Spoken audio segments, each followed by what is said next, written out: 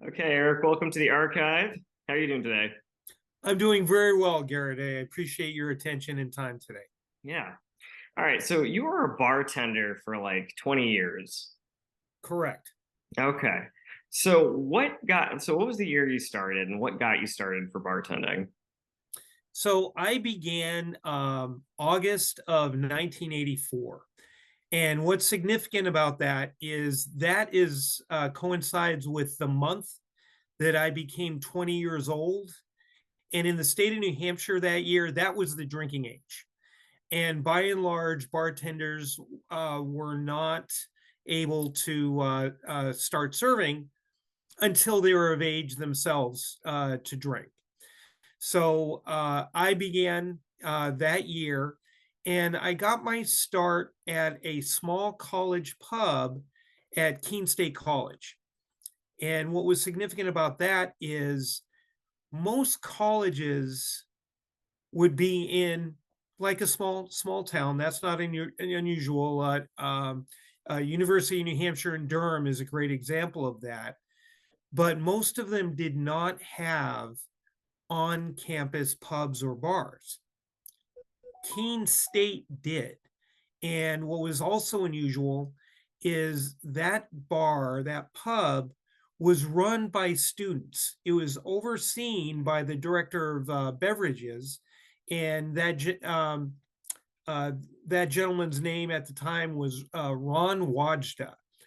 But it was run by a board of directors, which were also students, and their responsibility was to take control of the promotions and special events for the pub itself, whether it's comedians, music acts, fundraisers, what have you. And they would also take part in interviewing the staff that would work there. And that was students that were on work study. And I was one of those work study programs. The previous year, I joined a fraternity, Alpha Pi Tau, which was local to Keene State. And one of the gentlemen in that fraternity, Carl Johnson, very gregarious individual. He was on the board of directors at the pub, and he recommended me to apply for a job as a bartender, which I did. And with his reference, I was able to get a job as a bartender. And other than the fact that I knew how to tap a keg because I was part of the fraternity, I had no other experience, but at the time, none was needed. And I got a job as a bartender. Uh, at the time, that first semester that I worked, the um, the service of the pub was entirely beer and wine. So it does not take much training to be able to pour a mug of beer. Although there's a few that I was able to screw up. No doubt. I foamed over more than one mug and pitcher in my day. But the following semester, we got a full liquor license. And the college, the director had brought in a professional bartender to train us and teach us how to safely serve alcohol, make sure that we are being responsible in the service, and recognize when a person has had too much. And by my second semester, I was making full liquor drinks, as were the people that worked with me. And in those days, drinks were pretty basic. You had rum and cokes, gin and tonics, vodka and sevens, and then you'd get into some of the specialty drinks, which might have been, say, a sea breeze or a Long Island iced tea or a Pearl Harbor. Those are a few examples back in the day. Mhm. The uh, the And that was all like fancy stuff. Like if you wanted to go get a sea breeze.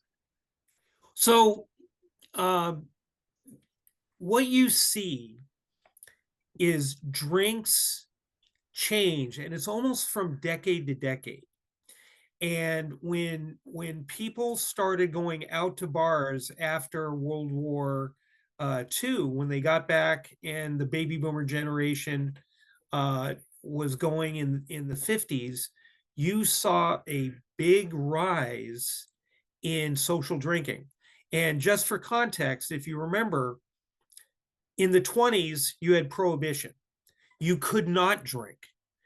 And that was lifted in the early 30s. But when that happened, the country was still in the Great Depression. A lot of people couldn't afford to go out and have a good night out on the town with a nice dinner and some great drinks. Then you had the 40s, we were at war. So what happened when the baby boom started, when all the soldiers returned in 1946 and 1947, the economy boomed.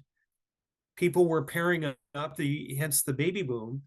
And because everybody was making money, restaurants and bars started to flourish. So in the 50s, they started going out. But in those days, most of the spirits were whiskey based. There were bourbons, there were ryes, there were Canadian blends, and that scotches. What that type of drink was not what women like to drink. I don't know if you drink whiskey yourself. You have to have a taste for it, and it's like cough syrup. It isn't very palatable. But these bars needed women to be successful. So that's when you got creativity going in the 50s and 60s to make some of these drinks with some liqueurs that were flavored and come up with drinks like, say, a Girl Scout cookie, which had cream de menthe, or a Lady Finger, which had sloe gin. And these were sweeter, easier to drink, and women liked those.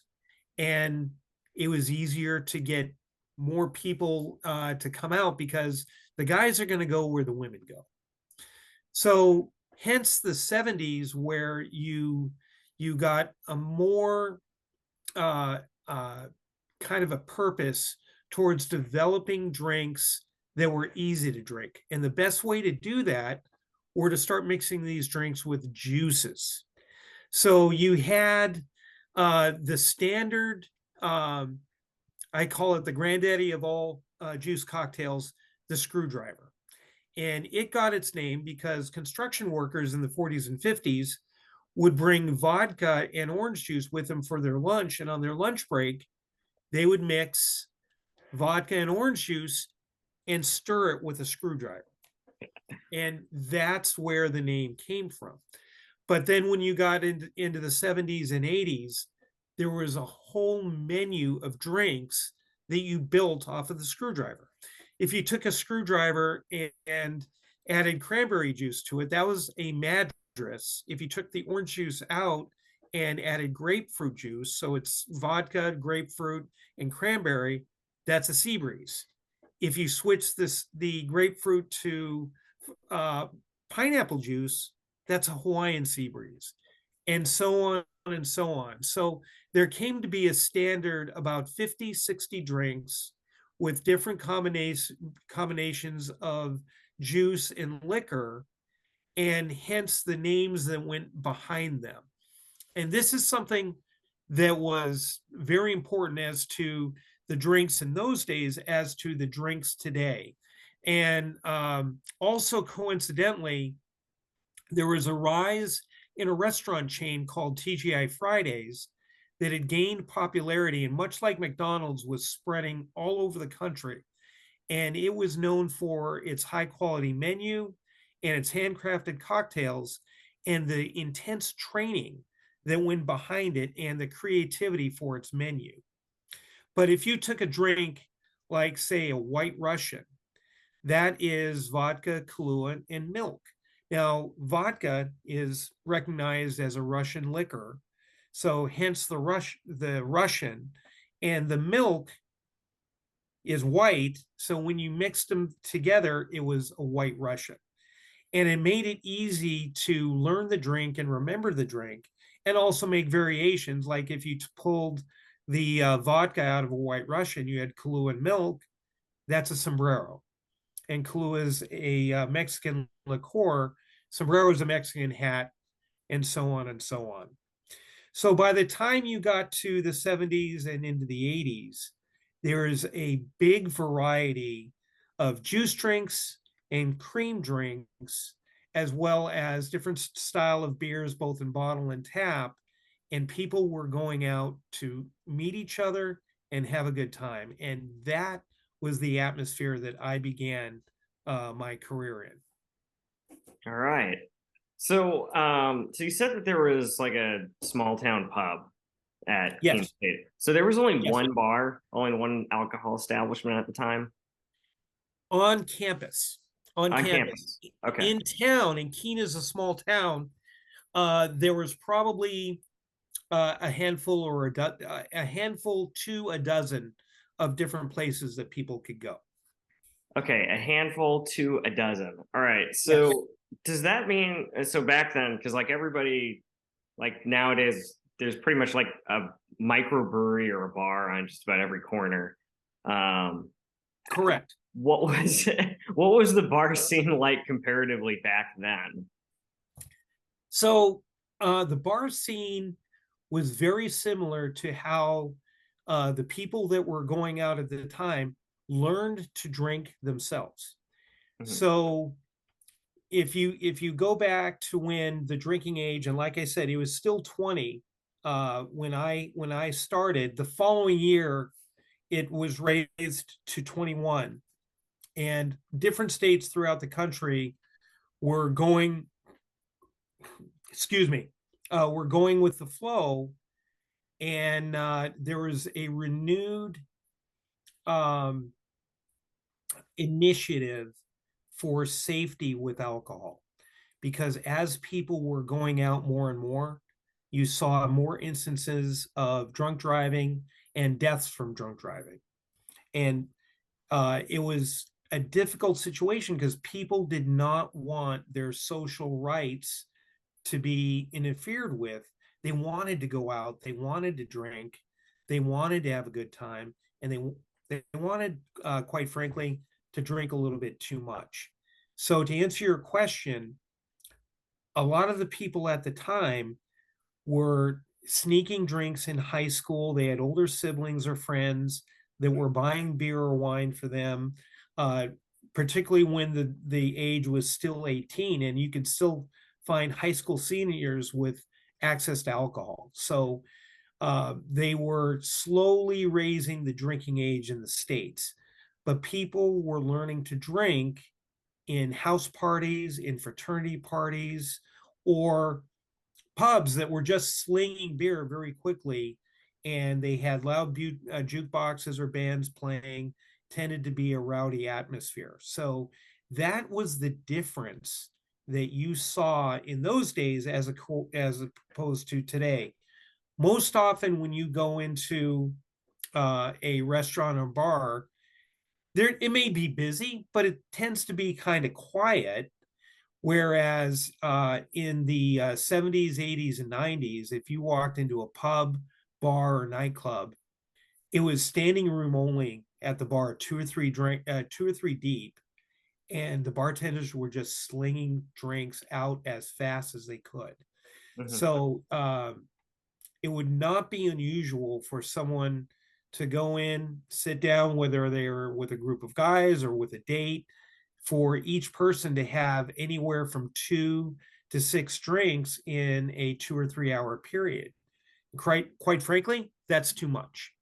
So people were drinking more than they should have in those days, and as uh, the laws changed, the drinking habits changed. And one of the biggest steps locally here in New Hampshire, and I think it's pretty uniform across the country, is in the late 80s, they changed the threshold of what was considered inebriated from point 1 to 0.08.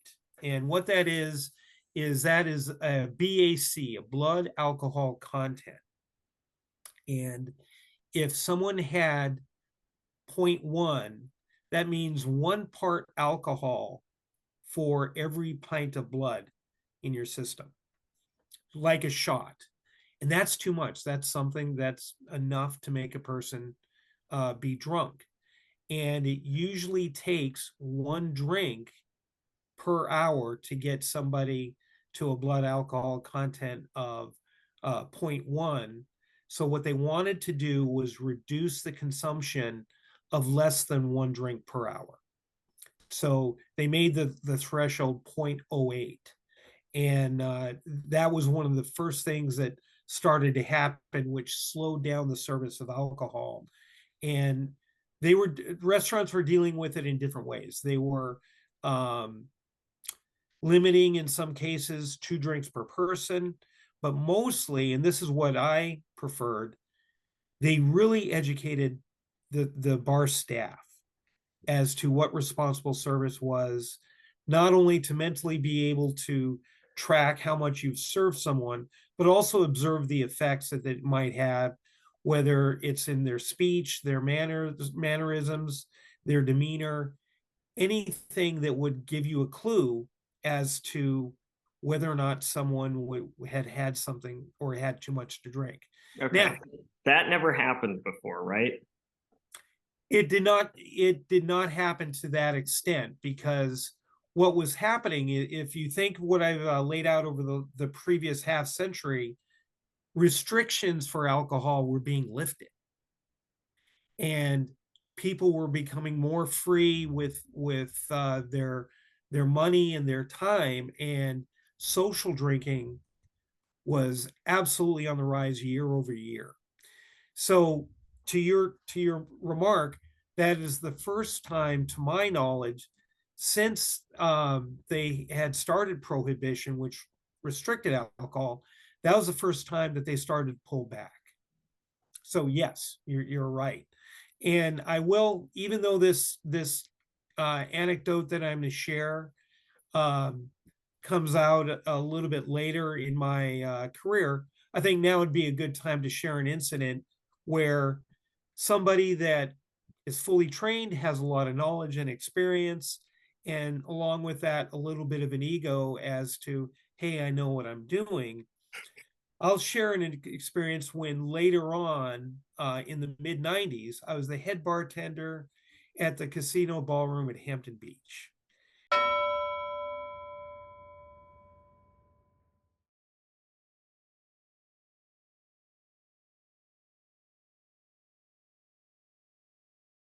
And one of the great places that I've worked, and later on in our talk, I'll go more in depth about some of the experiences that I had. But on this particular night, um, we would open the doors at 6 o'clock, and in the middle of the summer, it's still, sun's still out, it's not dark, but people are coming off the beach, they're hot, they're excited for a show, and they really want to drink. So there was a group of people that were behind one of the bars at the casino. And for anyone that's in there, that has been there, if you walk up the main stairs, there's a main bar directly on the left. That bar has been there for almost as long as the building was there.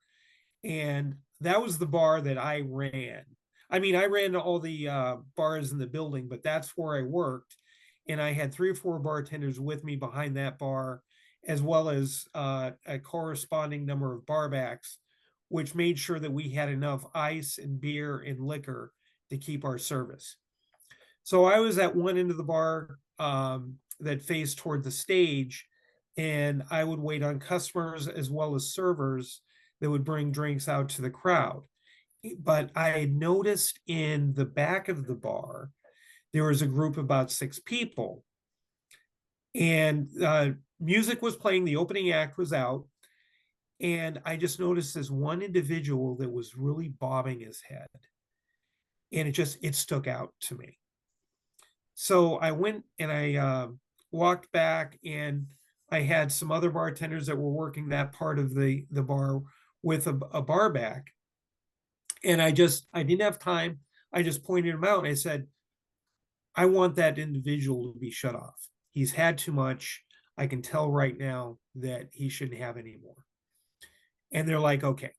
So I see one of my employees go back to talk to them. I go back to making drinks at my station. 2 or 3 minutes later, I look back, and after they've talked to the guy and removed the drink, I see them replacing the drink right in front of the person that I told them to shut off. So I'm usually a pretty patient guy, but I do expect that my orders be followed. I went to my bartenders, I looked at them and I said, I thought I told you guys to shut them off. And they started to answer. And I said, don't worry about it. I'll take care of it. And I went back to the crowd, or the group of people at the end of the bar, grabbed the drink and removed it from the individual. So one of the guys says, hey, what are you doing? I go, I'm shutting this individual off. And they go, why? And I said, well, now that I'm right in front of the individual, I can really tell that this guy's had too much to drink.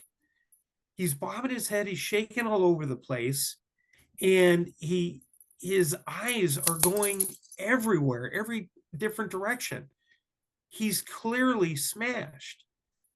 And the friend looked right at me and he goes, he's blind.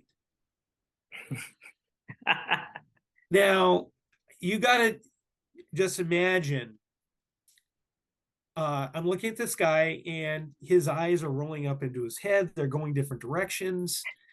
He's clearly keeping beat to the music. And I clearly was absolutely inept in my observation. I do promise that I was pretty tan at the time, but my face went white. And I turn around and the bartenders that I was yelling at were laughing at me. Very rightly so, because I completely misread the situation. So I apologized. I replaced the drink for the third time and then told my guys to buy the entire group around as well on me, as I tucked my tail between my legs and went back to doing my job. Yeah. Well, better safe than sorry, I guess. Yes. Yes. So that brings me back around. And Garrett, I don't want to get away from you guiding what questions you want answered, but I did want to make a little bit of a jump of how I got from a college bar to actually working professionally in restaurants and bars after that Yeah. to get my So start. what happened after going back now to your college days? What happened after you got this job working at the college pub?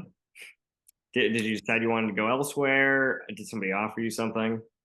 So I put myself through school, and in the summertime, I was landscaping. And in those days, a student could work full time in the summer and maybe part time during the year and pay for college out of pocket. So that's what I was doing. But my problem was I'm incredibly allergic to poison ivy. So I would invariably get it each summer that I worked, and I'd be out of work for a week, 10 days, right in the middle of the summer. And that in those days was anywhere from $500 to $1,000 that I would lose that I needed for school. So I thought after a couple years working at the pub, and I still had a couple years ahead of me in school, I thought, you know what? I should try to get a bartending job. I've been doing this a little while. I know what I'm doing. I should go.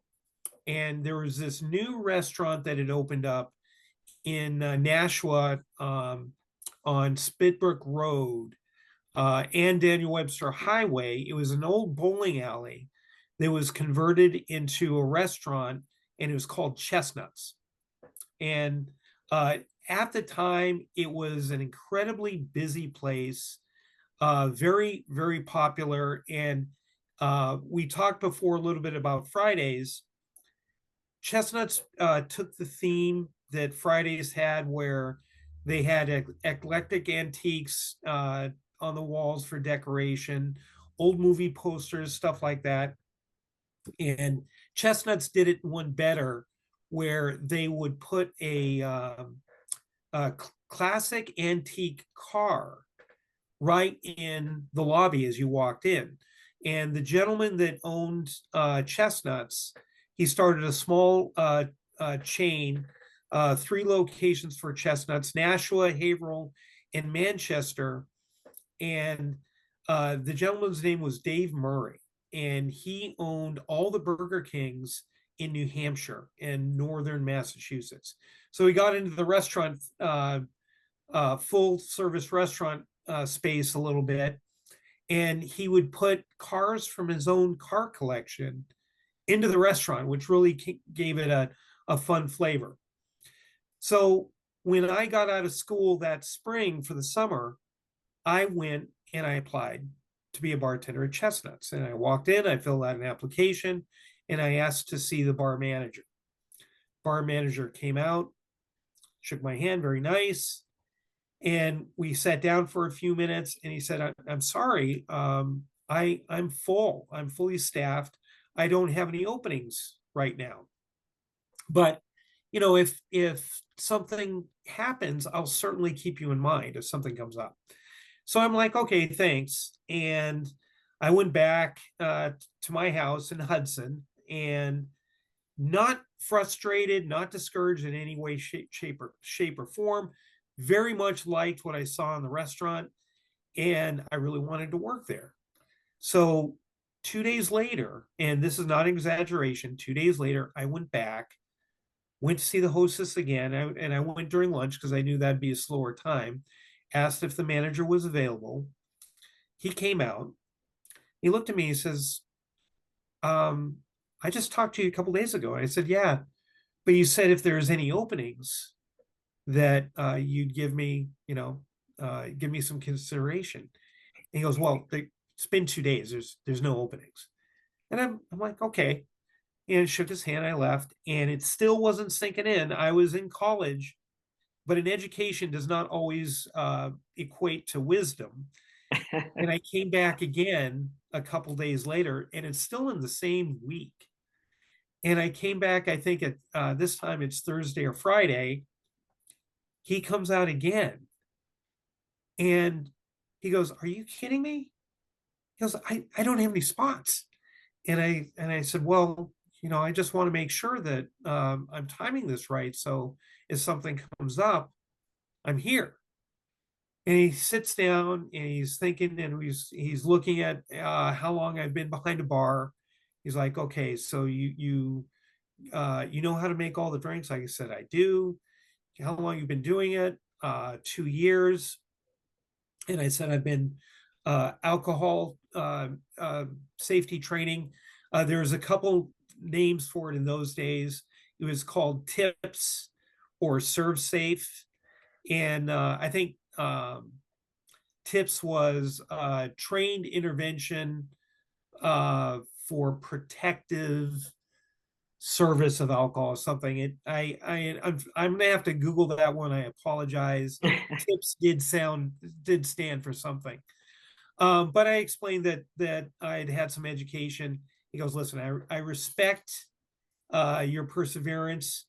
And he goes, okay, I'll start you as a barback.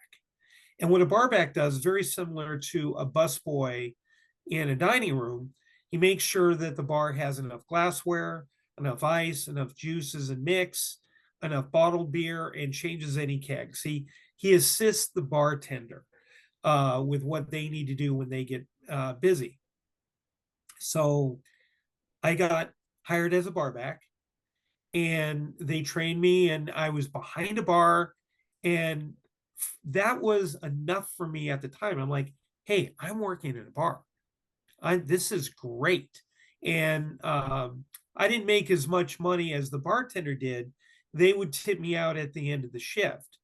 But what happened was, the first 2 weeks that I was on as a bar back, a bartender had quit, a bartender had given 2 weeks notice, and a third bartender had gotten fired. They showed up for a shift and they were drunk. They'd been drinking on their time off. So all of a sudden, no spots open, went to 3 spots open, and within another 2 weeks, I was behind a bar, officially, professionally serving drinks. So that was the very definition of dumb luck and being in the Yeah, right dumb place luck. at the right That's my time. first thought. Yeah. So that's how I got my start being specifically behind a bar. Like, what was it like working there for as a bartender at first, comparatively to what you were doing previously? So there's a phrase that's used quite a bit when people are in high school and college age because of the transition. Hmm. The phrase is real world. I'll never do this in the real world, or this is what it's like in the real world. So all of a sudden I was in the real world of bartending, and what that translates to is different experiences that you would never see in a college pub. And the first thing to set the stage was this restaurant was huge. It sat 400 people, and the lounge itself sat 90. And then it had a straight bar in the back of the room that sat 15. So there was 105 that would be in the bar itself. And then the rest of the dining room was in the rest of the building. And it was an incredibly busy place. It was open for lunch and dinner. It went on a wait for lunch, and it went on a wait for dinner 5 out of the 7 nights that it was open. Casual dining, but one of the signature differences with this place and bars in general at the time was it featured frozen drinks. Now, frozen drinks is something that Fridays had brought into the fold, and there wasn't a lot of different types of drinks that other restaurants would do. Fridays had a menu of 40 to 50 frozen drinks, but Chestnuts had it pretty simple. Excuse me, I apologize for that. They had 5 frozen drinks. They had a strawberry daiquiri, a strawberry margarita, a pina colada, a frozen margarita, and then a frozen mudslide. And what Chestnuts did to set itself apart is when they made their frozen mudslides, and the recipe for a frozen mudslide would be vodka, Kahlua, Bailey's, crushed ice, and milk or cream. But they did one better, is they would use ice milk. And ice milk is the heavy sweetened cream that you would find in soft serve machines for Dairy Queen or at cafeterias. And it just gave it a very thick, creamy, sweet texture. So when you added the booze, it was amazing. So those were the drinks that we served, and there was a separate service bar in the kitchen to keep up with the volume required for the dining room. So you are just making drinks. And when you were doing service in the service bar, there was a little printer, and the server would bring in their drinks, and they would come in from anywhere from 1 or 2 drinks to as much as 10 drinks on a single ticket if they had like a large party. So when you're working service bar, it was not unusual in a 2 or 3 minute time to get orders for up to 2 to 50 frozen drinks. But there was all kinds of things that happened at Chestnuts when it got busy. Being an old building that was renovated, one time there was a grease fire in the kitchen, and I was in the service bar for that. And that grease fire was directly under a water pipe. It heated the water pipe burst. So next thing we knew, we had 3 inches of water in the kitchen that was flowing out into the restaurant. The fire department had to be called. We had to close the restaurant. We had to um, eat about 100 meals that had not been served or paid for, but were in process. And plus, we gave vouchers for everybody to come back for the lost business. That's not something you generally see in a restaurant day to day, but disasters do happen. We're having on a Saturday in the spring, and I was working a double that day in the kitchen. The name of the event was Carnival Day. And during the course of the day, we were having fun. We all had different outfits. Very busy day. And I worked a busy afternoon, and it was heading into the evening. By this time, it was 7:30. The restaurant was full. We were on a 45-minute wait, and we were cranking out drinks back in the service bar. I was with another bartender in the back, and there were 2 bartenders out front, as well as 4 cocktail waitresses out front. Now, we're getting into the evening, and at this time it's 7:30, 8 o'clock, and I'd heard a little bit of commotion from the kitchen into the bar, which was on the entire right side of the restaurant. I couldn't understand the noise I was hearing. Couldn't make it out. But all of a sudden, a waitress comes into the kitchen and she's crying. She's bawling. And I look at her and I go, "What's going on?" And she goes, she's very upset. She goes, "He's got a gun." So the first thing I do is run through the double doors into the lounge.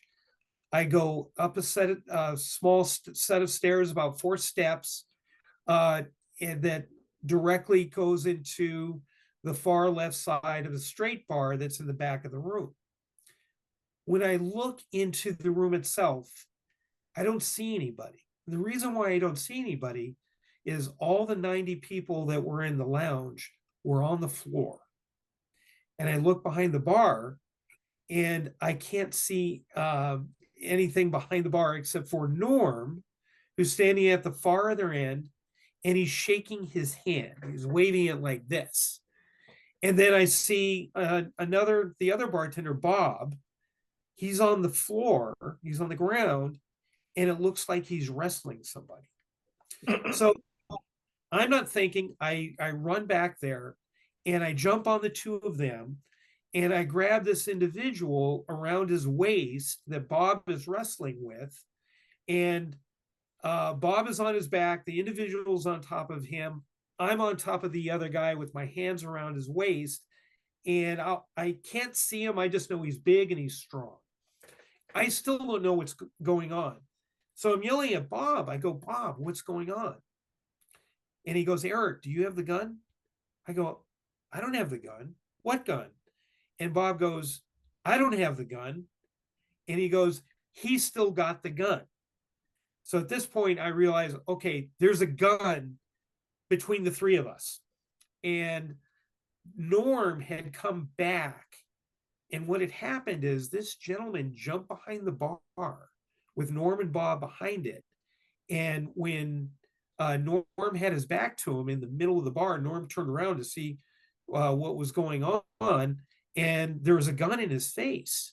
So Norm grabbed the gun. And when he grabbed the gun, it went off into the ceiling. And Norm had a cut and powder burns on his hand. And that's why he's waving his hand. He'd come back. He got the gun. He grabbed the gun. But now we're trying to subdue the individual. And more people had come up from the kitchen. My manager had the guy around his legs. And I'm trying to get the guy around his arms. And by this time, one of the customers had jumped behind the bar to help us and was grabbing bottles of liquor out of the speed rack and breaking him over the guy's head. Completely out of the movies. Completely out of the movies. So he's and he broke like 6 bottles. Now, here's the thing. In those days, what you'd find in the speed rail is the cheap liquor. It's not Absolute, it's not Stoli, it's not a name, it's some generic name, and it's made with a very inexpensive glass for the bottle. It breaks very easily. Excuse me again. Because of the cheap glass, when you're breaking a bottle over this guy's head, it's just cutting him. It's not doing anything. So the customer goes into our cooler behind the bar, and he starts picking up bottles to break over his head, grabs a bottle of Bud, shatters. Then he decides to start the champagne. Now he picks up this big black bottle that looks very much like this, and it was called Fresnay, spelled with an X in the middle. I don't see it on the shelves anymore. I don't think it's something that you would buy. But the thing about this bottle, it was made out of clay. So an unopened bottle of champagne, if you break it over someone's head, it wouldn't break. It would crack. It would crush the skull of the person. And I knew the guy didn't have a gun. And so when I saw the customer going, I go, "Hey, don't use the Fresnay. Use the house champagne." Meaning the house champagne has a cheaper glass and it'll just shatter. It won't kill the guy. But my manager reaches up, taps me on the butt, and says, "Good thinking, Eric. Always thinking of the house." I'm trying to save money. So at this point, I'm like, we've got a guy that's struggling. He's strong. We're rolling around in broken glass. It's kind of dangerous. And then all of a sudden, I think to myself, "Oh, I know what to do." And I reach down to my belt. I pull out a pair of handcuffs, and I was able to get the guy's elbows together, and then I cuffed him. And you might be thinking, "Eric, why do you have handcuffs?" And the reason I had handcuffs was that day was Carnival Day, and I came in dressed as a lion tamer. And part of my outfit was my father's gun belt from when he was a deputy sheriff, and it happened to have handcuffs right in there. So when the police showed up, they were a little confused as how the guy was all handcuffed and ready to go. They took him, they arrested him, and his trial was a couple of years later, which will come up a little bit later in our discussion. But that's how we handled that particular incident. Wow. All right. I think that's a good way to conclude this first interview with you. I agree. All right. Do you have any Just final words goes or to anything show. you'd like to share for to close this? Well, it just goes to show that particularly when you're a 20, 21-year-old kid, small town high school, small town college, and Nashua is the largest city in New Hampshire. So the closest thing that you'd have to a Boston atmosphere, but a little bit of excitement, stuff that you just don't normally see. And that was a fun story to share. I will say that when I got back to school, because at this time, I was working weekends at Chestnuts and then working at the pub during the week to get through school. And this was about a month before I graduated. And I had a paper due that Monday. So I went in to meet with my professor Monday morning. And I said, I don't have my paper ready. And he goes, "Oh, well, you failed. You've known about this paper and you had the weekend to do it." And I explained to him what had happened, because when I did help out with getting this individual taken care of, both Bob and Norm that were working behind the bar blew off their shifts on Sunday. So I ended up doing double on Sunday. And I explained the situation to my professor, and he looked at me and he goes, well, I should fail you just for being dumb, because if someone has a gun, you don't go in there and chase them down, you go the other way. And he raised a very good point. And I do want to say that even though that's a great story, um, I don't look at it as so much as a moment of bravery. I look at it as a moment of acting on instinct, and yeah, being a little dumb. So I think that's something that might define my career as well as myself, but there's just another shining example. All right. Well, thank you for still being here and alive and sharing this, Eric. My pleasure. My pleasure. He pointed us towards Eric Hadrych, one of the club's most talented bartenders. We were promised he'd put on a show. Shades of Cocktail with Tom Cruise. Not only can Eric flip bottles and swing from a trapeze, he also breathes fire. Now, isn't that fire thing a little scary? I don't mind playing with fire. If somebody wanted to be a bartender and get as good as you, what do they have to do? Practice.